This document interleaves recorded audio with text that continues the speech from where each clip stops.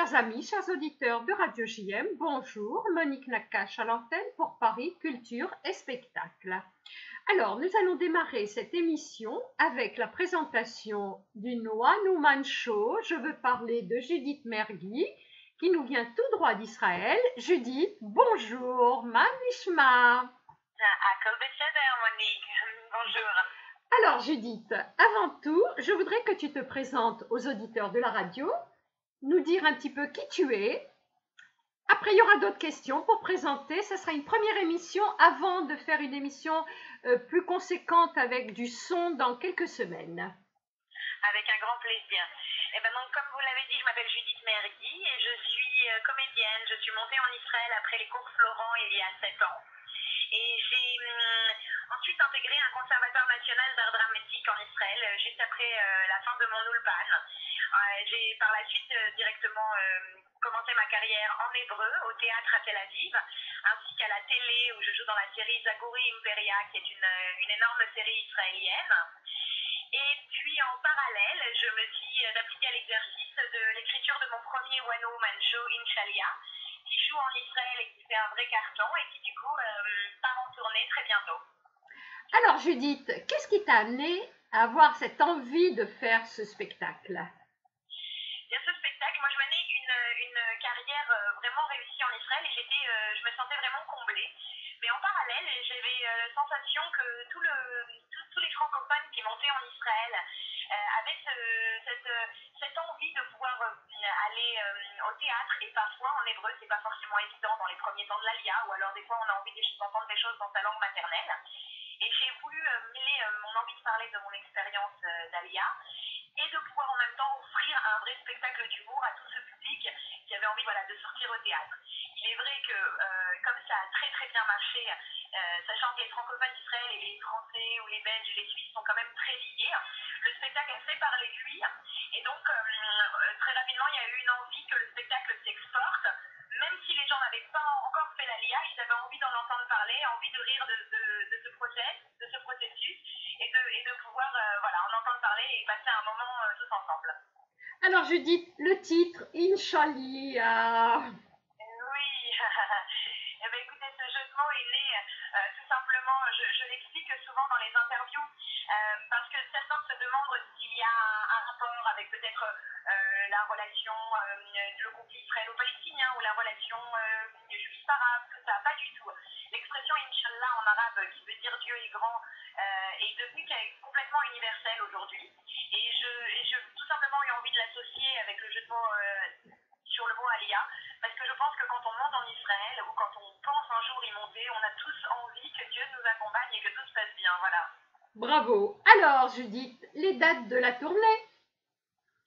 Alors, les prochaines dates en Israël seront le 24 novembre et le 29 décembre à Tel Aviv. Mais en parallèle, c'est vrai que le spectacle sera à Londres le 8 décembre au GW3 et bien sûr à Paris le 11 décembre à l'espace Rachi. Et alors à Tel Aviv, ça sera où? À Tel Aviv, ça se passe au centre Zoa, qui est au plein centre de Tel Aviv, un des lieux du stand-up et du one-man show réputé de Tel Aviv. Et donc voilà, c'est très central et les gens apprécient beaucoup l'endroit. Pour l'instant, c'est vrai que ça a fait un vrai carton, que toutes les billetteries, les places des premières ont été complètement sold out en quelques jours. Donc on espère que ça va continuer. Et d'ailleurs, j'entends parler d'autres villes qui s'intéressent à ce spectacle. Et c'est pour ça que j'ai créé une page Facebook du spectacle qui s'appelle Inch Alia, la page Facebook, comme le nom du spectacle. Et ça permet aux gens de voir toutes les mises à jour, les différentes villes, les différentes dates et les différents lieux de billetterie. Donc, j'invite les auditeurs à se rendre, pour ceux qui maîtrisent bien Internet, sur la page Facebook d'Inch Alia. Cela dit, vous avez assez de renseignements maintenant pour savoir que Judith Mergui se produira à Londres le 8 décembre, le 11 décembre à Paris, à Tel Aviv donc pour ceux du 24 novembre. Et dans un très proche avenir, je vous promets, Judith va nous revenir avec des sketchs qui auront été enregistrés et qui vous permettront de découvrir ce Inchalia de Judith Mergui.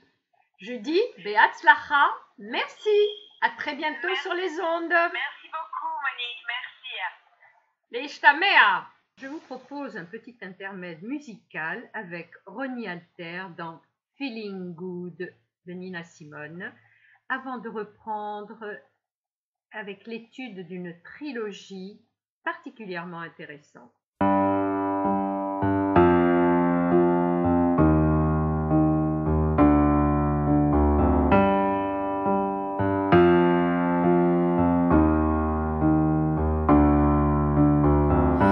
Birds flying high, you know how I feel. Sun in the sky, you know how I feel.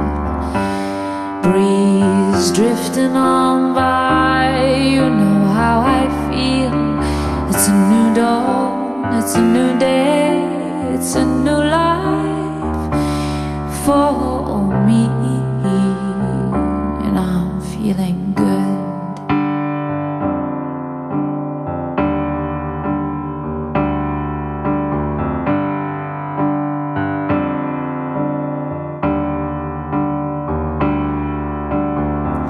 Fish in the sea, you know how I feel.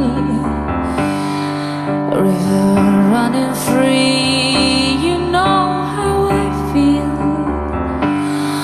Blossom on the tree, you know how I feel. It's a new dawn, it's a new day, it's a new life for me, and I'm feeling good, and I'm feeling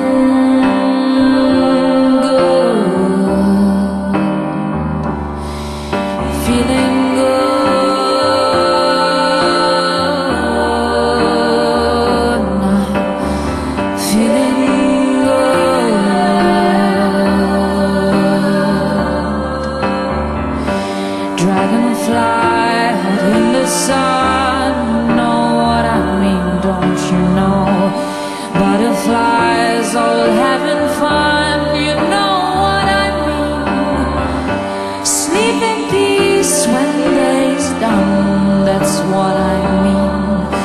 And this old world, it's a new world and a bold world for me. I'm feeling good.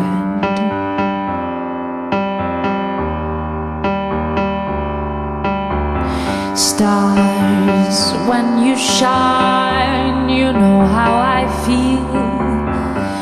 Scent of the pine, you know how I feel. Oh, freedom is mine, and I know how I feel. It's a new dawn, it's a new day, it's a new life for me, and I'm feeling good. Après cet intermède musical, je voudrais vous parler d'une trilogie, 3 livres qui ont paru aux éditions Liana Levy, écrits par Soma Morgenstern, qui est vraiment un panégyrique d'une époque. Ils ont paru tous les 3 en octobre 2014. Le premier s'intitule Le fils du fils prodigue. C'est vraiment un tableau de la Vienne des années 20 en Autriche, et le jeune Alfred, étudiant plein de fougue et de curiosité, y coule des jours heureux avec sa mère sous la tutelle éclairée du docteur Frankel, lorsque de sa Galicie natale arrive l'oncle Velvel, flanqué de l'inévitable Yankel, son régisseur. Alors, quel fut le motif déclaré de leur visite ? Le deuxième congrès juif mondial. En réalité, ils sont là pour essayer de convaincre Alfred de venir vivre sur la terre de ses ancêtres. C'est l'occasion pour Morgenstern de décrire avec verve le choc culturel entre un monde traditionnel et cette bourgeoisie juive viennoise parfaitement intégrée dans la société de l'époque. Le deuxième tome, intitulé Idylle en exil. Alfred a quitté Vienne, sa mère, le monde moderne pour rejoindre la terre de ses pères, où les traditions sont encore vivaces. Là, tout est nouveau pour lui, et c'est avec l'enthousiasme de la jeunesse qu'il se lance dans la découverte de ce monde inconnu. À l'école de la vie, il apprendra aussi bien à moissonner qu'à prier, à aimer, mais il apprendra aussi qu'être juif au milieu des paysans polonais et ukrainiens peut exposer aux jalousies, à la vindicte, voire à de cruelles représailles. L'idylle vire alors au drame. Et nous arrivons au 3e tome, qui s'intitule Le Testament du Fils prodigue. Et là, alors qu'il ne vit que depuis quelques mois dans le berceau de ses ancêtres, la Galicie, Alfred reçoit une lettre testament écrite par son père sur son lit de mort 20 ans plus tôt. Le temps de la lecture de cette lettre permet de ressusciter le père d'Alfred dans un flashback et de comprendre les raisons de sa conversion à la religion chrétienne. Dans ce 3e et dernier volet, Soma Morgenstern clôt admirablement cette traversée d'un monde en voie d'anéantissement et clame haut et fort son aversion pour l'intégrisme et le fanatisme religieux. Alors maintenant, quelques mots sur l'auteur. Soma Morgenstern est né en 1890 en Galicie orientale. C'est un écrivain juif de langue allemande, auteur d'une trilogie romanesque et de textes plus autobiographiques. Il fut l'ami de Joseph Roth, de Stefan Zweig, d'Alma Berg. Fuyant le nazisme, il se réfugie à Paris comme nombre d'intellectuels viennois de l'époque, puis, après la guerre, émigre à New York où il meurt en 1976. Je vous recommande très vivement cette trilogie chez Liana Levy qui a paru en octobre 2014.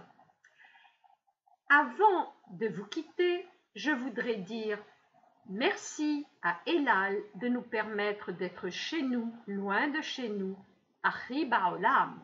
Quant à moi, chers amis, je vous dis Shalom Veleishtamea, Monique Nakache pour Paris Culture et